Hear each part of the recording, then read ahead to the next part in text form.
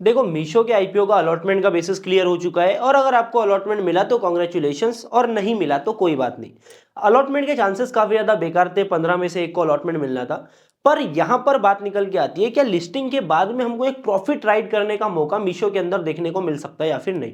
क्योंकि पास्ट में जो हमको आईपीओ देखने को मिले,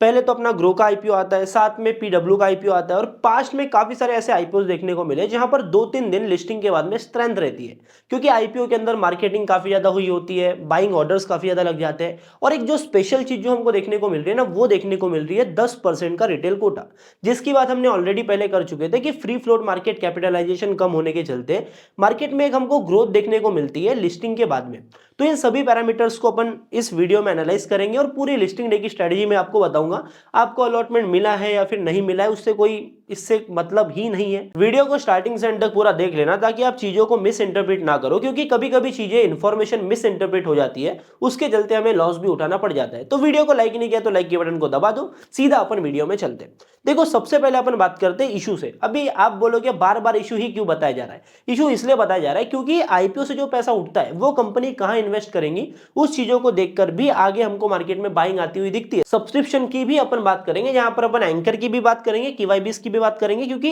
इन सब्सक्रिप्शन के चलते हमको आफ्टर मार्केट कहीं ना कहीं लिस्टिंग के बाद में स्ट्रेंथ देखने को मिलती है। पहली बात, आईपीओ का इशू था अपना 5421 करोड़ का, जहां पर हमको फ्रेश इशू देखने को मिल रहा था 4250 करोड़ का। अपने आप में इस आईपीओ में पहली जो पॉजिटिव चीज हमको देखने को मिल रही थी कि एक बड़ा हमको फ्रेश इशू देखने को मिल रहा है और ऑफर फॉर सेल हमको 1171 मतलब 1171 करोड़ का ही देखने को मिल रहा था। अभी 4250 करोड़ रुपए जो कंपनी मार्केट से उठा रही है ना, वो पैसा कहां पर यूज होगा वो अपन समझ लेते हैं।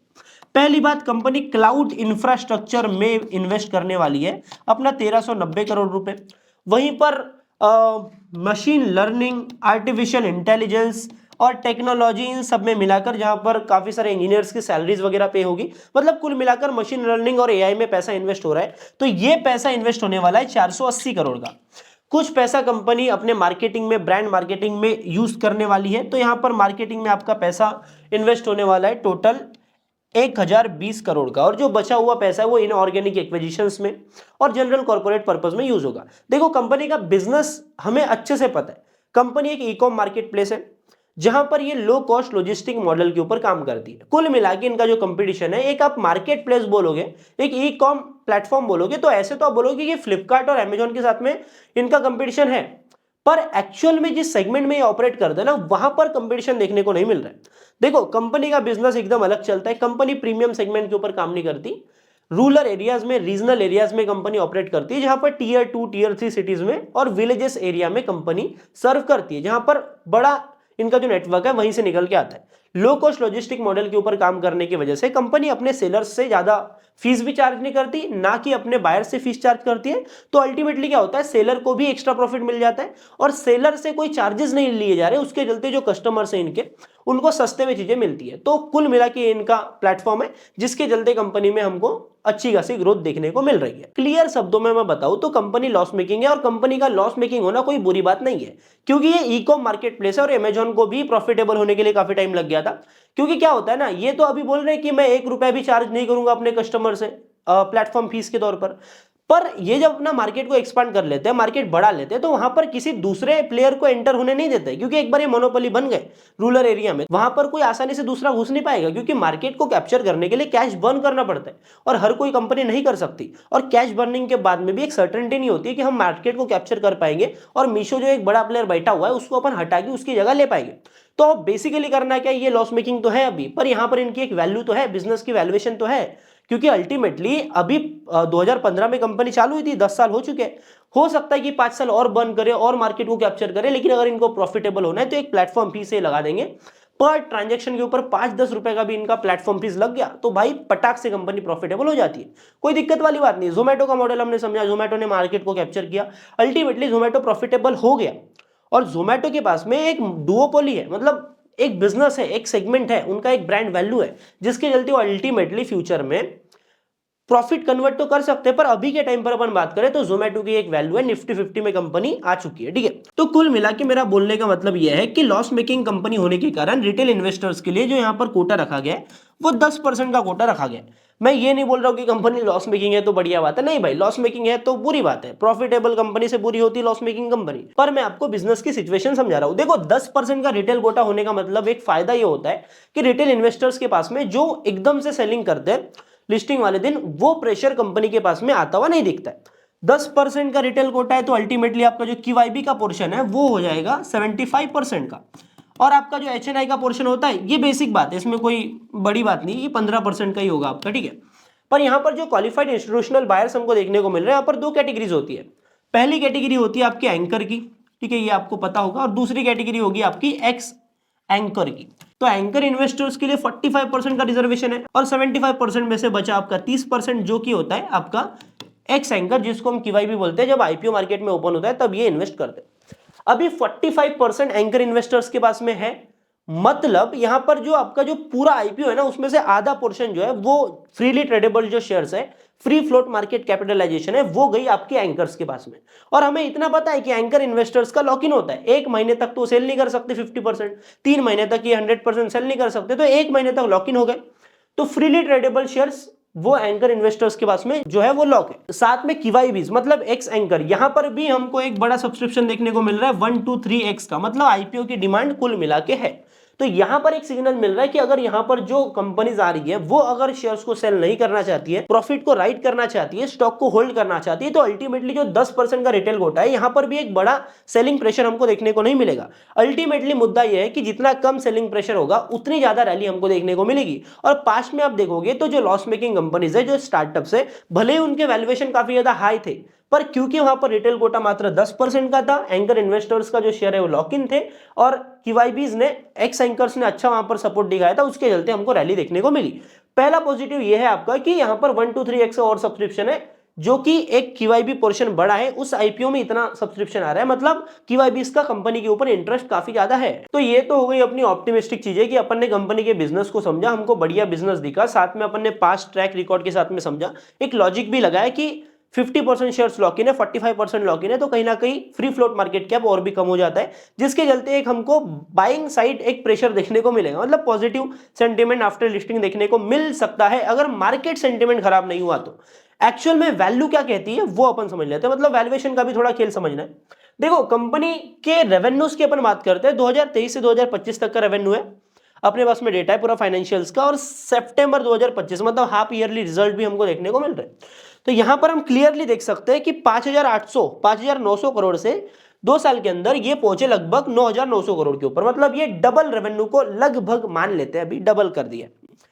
2026 FY26 की अपन बात करते हैं तो हाफ ईयरली रिजल्ट जो हमको देखने को मिल रहे हैं 5,800 करोड़ का, मतलब फिर भी ये 10,000 करोड़ के ऊपर आराम से जाते हुए दिखाई दे रहे हैं। अपन ईयर वाइज एनुअलाइज्ड कर देते हैं इस चीज को, तो यहां पर क्लियर चीज हमको देखने को मिल रही है कि कंपनी रेवेन्यू ग्रो कर रही है, कंपनी जो पैसा जला रही है, कैश बर्न कर रही है, उसका मार्केट कैप्चर करने में पूरा यूज कर रही है, क्योंकि ये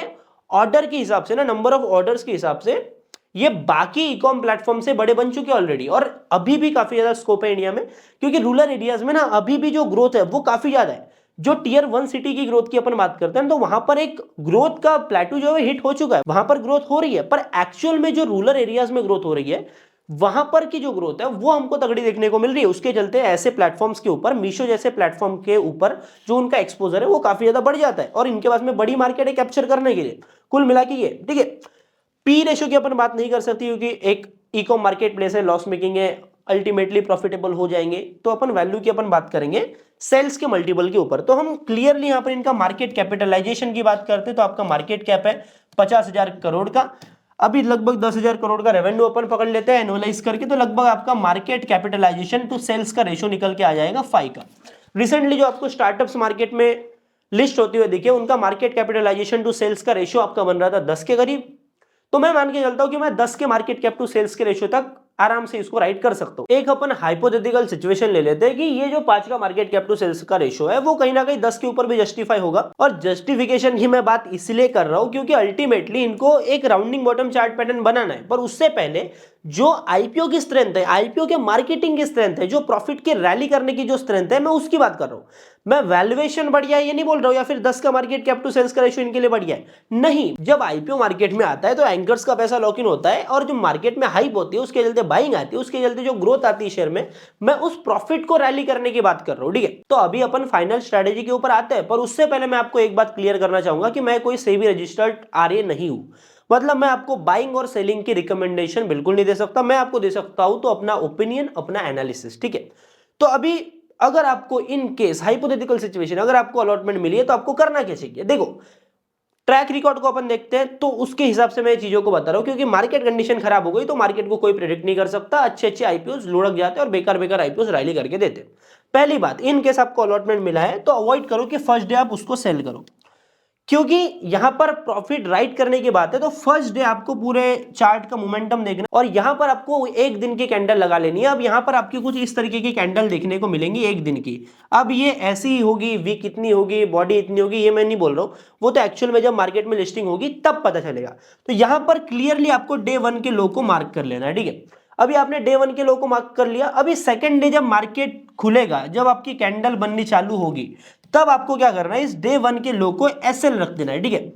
अब डे 3 के ऊपर आपको क्या करना है, डे 2 के लो को एसएल रख देना है, और इस तरीके से आप प्रॉफिट को राइट कर सकते हो। ये कितने दिनों तक करना है, ये आपको करना है मात्र 3 से 4 दिनों तक, क्योंकि एक मैं एवरेज निकालूं तो आईपीओ जो मार्केट में लिस्ट होते हैं ना, उनमें जो स्ट्रेंथ होती है बाइंग की, वो लगभग 3 से 4 दिनों तक ही होती है, ठीक है। तो हो सकता है कि आगे भी हमको किसी एक दिन बड़ी रैली देखने को मिले शेयर में, पर जो हमको ट्रैक रिकॉर्ड बताता है, जो डेटा बताता है, जो पास्ट रिकॉर्ड्स हमको दिखा रहे हैं, वो है कि भाई 3 से 4 दिनों तक अपन रैली कर सकते हैं। और एक चीज हमको देखने को मिल रही है, अभी के टाइम पर इसका जो ग्रे मार्केट प्रीमियम है वो मात्र 32% का है, 32% का है, और एक टाइम पर इसका जो जीएमपी वो 50% भी गया था, और मोर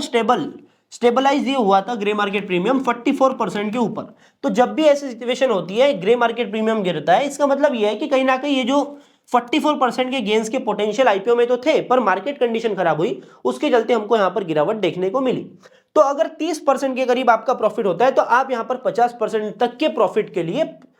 इस स्ट्रैटेजी के थ्रू अपने प्रॉफिट्स को राइट कर सकते हो। बाकी फ्रेश एंट्री लेना है नहीं लेना है, आपका क्या एनालिसिस बनता है, ये तो सारा आपके ऊपर है। मेरे को जितना पता था मैंने आपको इस वीडियो में समझा दिया। बाकी वीडियो अच्छी लगी तो वीडियो को लाइक कर लेना, और आईपीओ मार्केट से ऐसे अपडेटेड रहना है, वैल्यूएबल एनालिसिस चाहिए तो वेल्दिफाइड को अभी के अभी सब्सक्राइब भी कर लो और बेल आइकन कॉल पे सेट कर लो। बाकी मैं मिलता हूं आपसे अगले वीडियो में, तब तक के लिए बाबा टाटा, जय हिंद जय भारत।